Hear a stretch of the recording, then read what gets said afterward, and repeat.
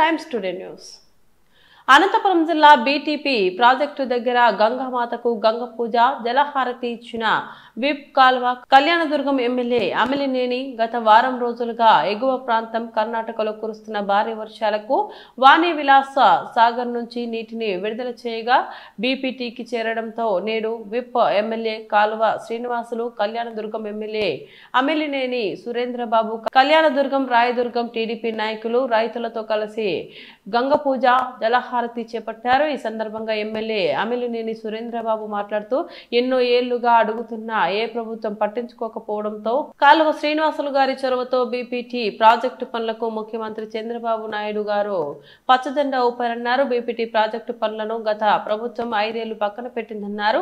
తిరిగి కూటమి ప్రభుత్వం అధికారంలోకి వచ్చిన తర్వాత కాలువ శ్రీనివాసులు తాను పలుమార్లు ముఖ్యమంత్రి గారిని కలిసి ఒప్పించి తిరిగి పనులు ప్రారంభించామన్నారు. ఎక్కడా కూడా పనులు ఆపకుండా బీపీటీ కాలువ పనులు పూర్తి చేసి బీపీటీతో పాటు చెరువులకు కృష్ణా జలాలు తీసుకొస్తామని అన్నారు. మేము ఎమ్మెల్యేలుగా ఎన్నికైన తర్వాత బీపీటీ రెండోసారి నిండటం గంగ పూజ జలహారతి ఇవ్వడం శుభ పరిణామం. అలాగే ప్రతి ఏడాది నిండితే కళ్యాణదుర్గం రాయదుర్గం ప్రాంతాల ఆయకట్టు రైతులకు నీరు ఇస్తే బంగారు పంటలు పండిస్తారని అన్నారు.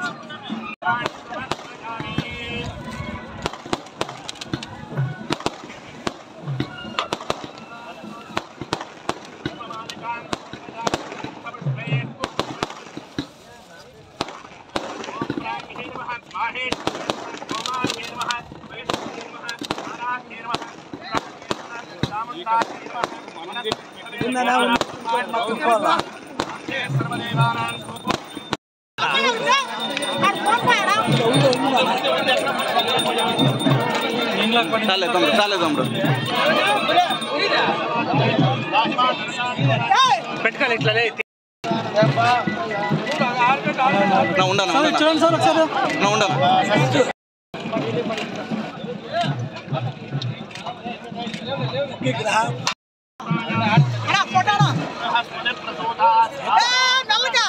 ఇట్లా ఎక్కడ నిదానంగా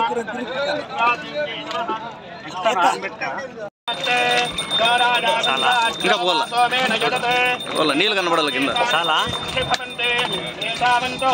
నీళ్ళు కనబడాలా సార్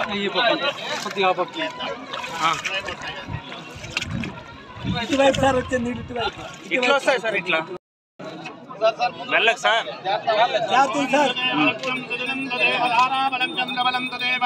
విద్యాబలం దైవబలం తదేవ లక్ష్మీపదే స్మరామి ధ్రువంతే రాజా వరుణాత్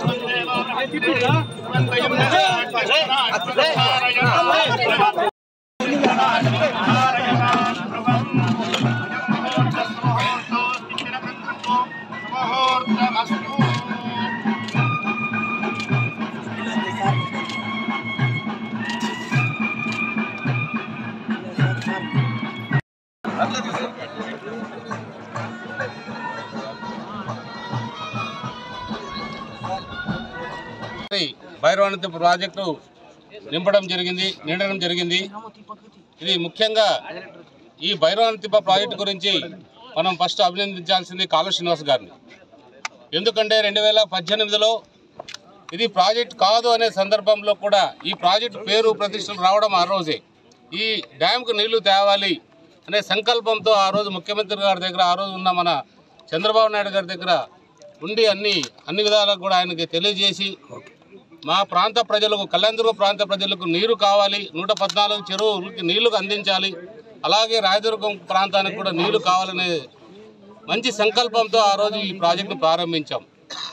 ఏదేమైనా కూడా 2019 నుంచి 2024 వరకు కూడా ఈ ప్రాజెక్టు ఆగిపోవడం, రైతులందరూ కూడా నిరుత్సాహానికి గురి కావడం చాలా బాధాకరమైన విషయం. ఎందుకంటే ఎన్నికల సమయంలో ఎక్కడికి వెళ్ళినా కూడా రైతులందరూ ఒకటే అడుగుతున్నారు, ఏ ప్రాంతానికి వెళ్ళినా ఆయన మాకు ఏమొద్దు, మీరు ముఖ్యమంత్రి కాబోయే ముఖ్యమంత్రి ఆనాటి రోజు ముఖ్యమంత్రి కాబోయే ముఖ్యమంత్రి చంద్రబాబు నాయుడు గారిని ఒప్పించి భైరవనది ప్రాజెక్టును యథావిధిగా కొనసాగించి పూర్తి చేయండి, అదే మేము కోరుకుంటున్నామని ఆ రోజు ప్రజలు ప్రతి ఒక్క రైతు కూడా కళ్యాణదుర్గం ప్రాంతం నుంచి ప్రతి ఒక్క రైతు కోరుకోవడం జరిగింది.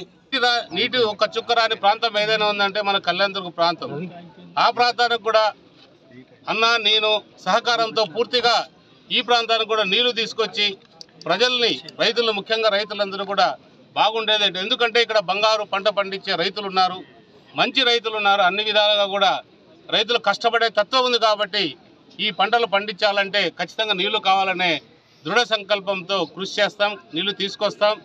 ఏదైతే ఈ గంగమ్మ మాతకి పూజ చేశామో ఇది ఒకటే గంగమ్మ మాతను కోరుకోవడం జరిగింది. ప్రతి సంవత్సరం కూడా మాకు పూజ చేసే అవకాశం కల్పించండి తల్లి, ఇది ఎల్లకాలం చల్లగా ఉండాలనే మా తాపత్రయం. ఖచ్చితంగా ఇది నెరవేరుస్తుంది అమ్మ. ఆ అమ్మ గంగమ్మ తల్లి సమీక్షంలో మీ అందరికీ చెప్తున్నాం, ఎప్పుడు కూడా ఈ రెండు ప్రాంతాల ప్రజలందరూ కూడా ఆనందంగా ఉండే చూసే బాధ్యత నేను అన్న తీసుకుంటామని మీ అందరికి కూడా తెలియజేస్తున్నాను. పూర్తి సామర్థ్యంతో నిండుతుంది. ఈ 600 క్యూసెక్కుల నీరు ఇలాగే అందితే మరో 6 రోజుల్లో పూర్తి స్థాయిలో FRL స్థాయికి ఈ రిజర్వాయర్ చేరుకుంటుంది. కాబట్టి రైతు సోదరులందరికీ సురేంద్రబాబు గారైనా నేనైనా పదే పదే విజ్ఞప్తి చేసేది ఒకటే, అన్నదమ్ముల్లాగా ఐకమత్యంగా పొదుపుగా నీటిని వాడుకొని మంచి పంటలు పండించుకోండి. అట్లాగే మేమిద్దరము ఇప్పటికే అనేక దఫాలుగా ముఖ్యమంత్రి గారి దృష్టికి తీసుకోవడం వల్ల 5 సంవత్సరాలుగా ఆగిపోయిన భైరవాంతిప్ప ప్రాజెక్టు పనులు స్వయంగా సురేంద్రబాబు గారి నేతృత్వంలో తిరిగి ప్రారంభం కావడం చాలా సంతోషించదగ్గ విషయం. మళ్ళీ ఈ ప్రాంత రైతుల్లో కొత్త ఆశలు చిగురించేదానికి అవకాశం ఏర్పడింది.